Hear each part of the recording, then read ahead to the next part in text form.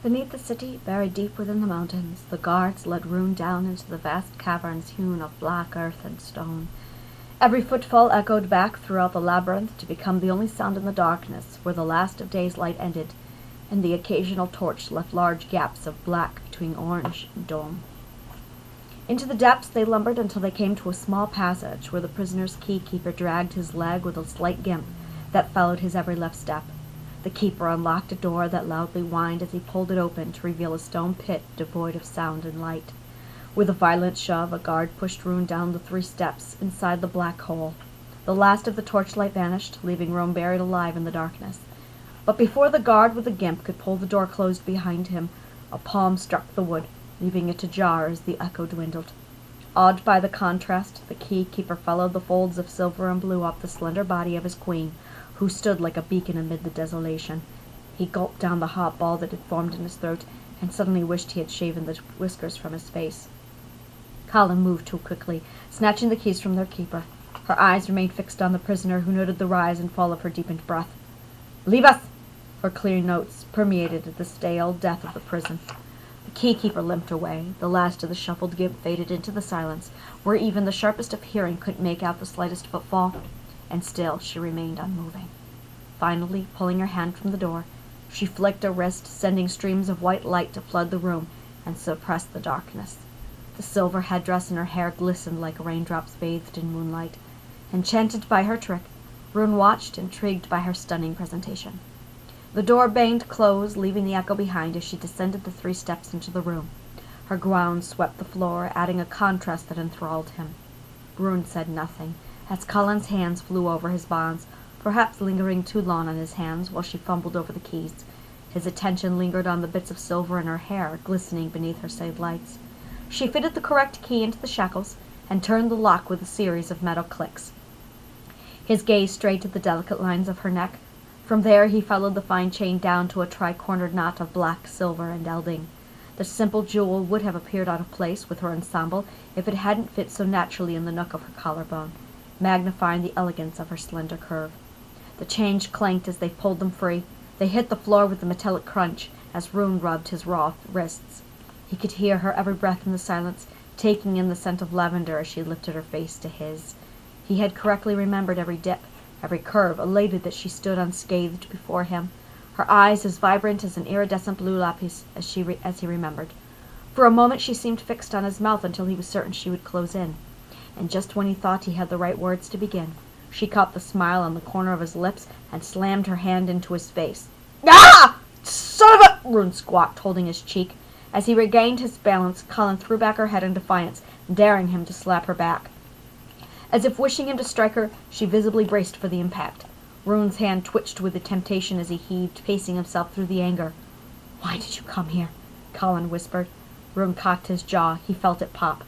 "I'm pretty sure you were present when the queen gave her orders," he said, checking his fingers for blood. Before he could regain his composure, Kallan stepped in, closing the last of the space between them, and splayed her hands upon his chest. Just as heat flooded him beneath her touch, Kallan fired a blast of wind into his body. He fell to his back, releasing a groan. As Rune fought to regain the breath she had knocked out of him, Kallan was on him, straddling him with her arm braced across his chest. In one hand she cradled a ball of flame, poised at the ready, while her hair fell like a curtain around her knit face. "My sayeth is only the tip of my very short temper," she said. "Answer me!" "You brought me here," he said. "Bound and blighted were your orders, princess." Rage sparked in her eyes as the title and Rune fought back a grin. "I am not weak," she hissed, and slid her forearm up onto his neck. The cold in her eyes seethed as she stared down. The flame in her hand flickered idly, waiting to obey its enchantress command. "Why do your men follow me?" she asked. "My men aren't here," he said, fighting the pressure she applied to his throat. Kallan shifted her weight and eased off his neck, sliding her arm back to his chest. With a twitch of her wrist, she extinguished her flame and sighed, sitting upright. "I believed you once," she whispered. "I'll not make that mistake again." Her face softened as she eased on the venom she spewed. "They are here, nipping at my heels, cowering in the shadows!" "Did they attack you?" Rune asked. "No," she said. A gleam in his eye caught the light. "Then they weren't my men." Appearing pensive, Kallan sat for a moment, then shifted her weight and pulled herself to her feet. She hugged herself against a chill he couldn't feel as she turned her back to Rune and walked toward one of the hovering Sathellites. Rune scuffed the ground as he stood, eyeing the key still clutched in her hand. "They watch me outside the city," Kallan said, clearly determined to keep her eyes on the satellite. "I can only assume they are your spies." Rune took a breath, allowing his gaze to wander over her backside before speaking. "You would turn your back to a prisoner?" Rune asked, highly suspicious of her apparent foolish choices. Kallan peered over her shoulder. "You are no threat to me." Rune inhaled, forcing the offense aside. "Why?" Dropping her arms, Kallan turned back to the light and slid a finger along the sphere as Rune circled around to stand before her. "Why did you release my bonds?" he asked. Her eyes glanced down at his chest, and she threw back her shoulders, but the tension, the usual anger, the aggression was missing from her composure. "It isn't right," she said, "attacking a man who can't defend himself." A distasteful look pursed his lips as he blinked at the absurdity of her answer. "You call an unarmed man against a Sitkona a fair fight?" Kallan smiled mockingly. "Your lies are not the first I've heard from the lips of a woman," Rune said. "Why did you really come here?" "Why did you attack my people?" she asked. She glanced at his bare chest again, then forced her head up at a stiff angle, as if to prevent herself from gawking. Rune narrowed his eyes, heavy with disbelief. "You did not come here to discuss politics. If you're creating excuses, you could at least ask where Bergen is, or when we play. Why did you follow me in Svandal?" she asked. Rune grinned and relaxed his shoulders. "Any question in the world, any at all, and you want to know why I followed you. Is this really why you interrupt my final hours and deprive me of my last rites, all on a woman's whim? Answer my why," she said. "You're evading," he said with a smirk. "Why did you follow me?" she asked again. Her jaw had visibly tightened, and the urge to kiss it off of her was overwhelming. "You're shaking to burst," he taunted, "ready to bare your claws, screaming and kicking, and you want to know why I followed you. Answer!" "I did once," he said. "My men needed meat. You left the boar." Rune's jaw fell and he smiled. "So," Rune folded his arms across his chest and leaned into the wall beside her. "You went back." "Why did you follow me?" Kallan asked again. The light of her scythe caught the blue in her eyes. "But you know the reason," he said. Kallan scoffed, and Rune dared a step closer, closing the last of the space between them. "That pain you hoard," he whispered. "That pain you are so adamant to keep. It will devour you in its unending darkness." "You know nothing of what you speak," she said. "Nothing of pain?" Her eyes flickered to his neck.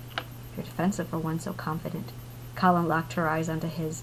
"I am not—" "You're shaking," he said. "Why did you spare me?" Kallan blurted the question in a hush. Rune's face stretched into a wide, undaunted grin, and his shoulders relaxed, savoring his victory like aged mead or a well-wooed wench. "And there she speaks," he said. Kallan threw back her head. Her breathing had deepened visibly. "So that's what troubles you, princess?"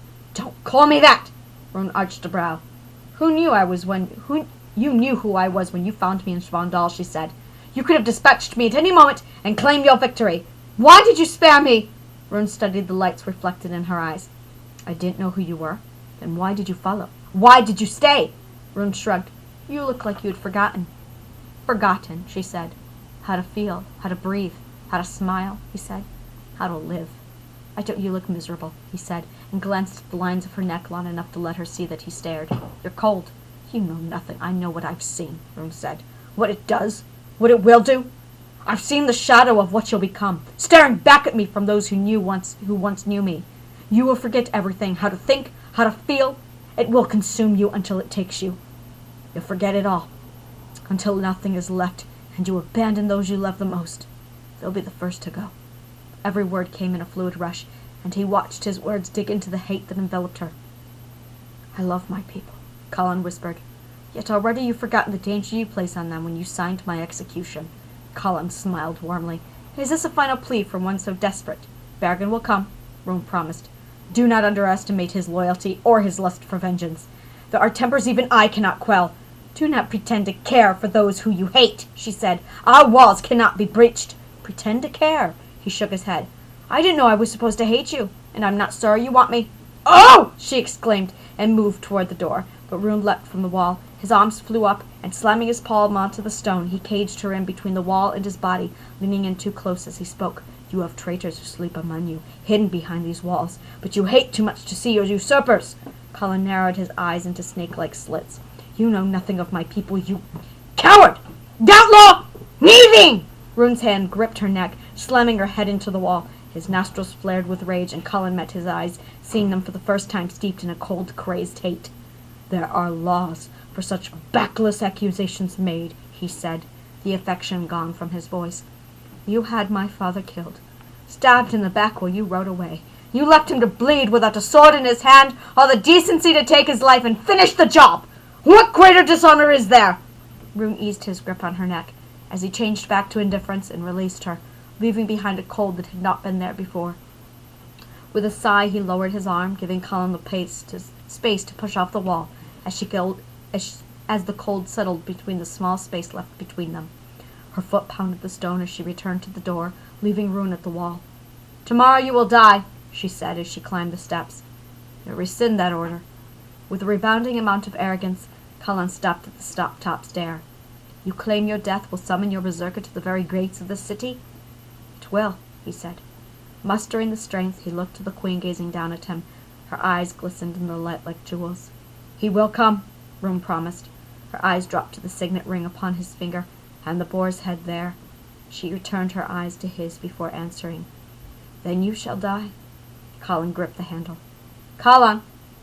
The queen stopped and turned back as a flushed red coated her neck.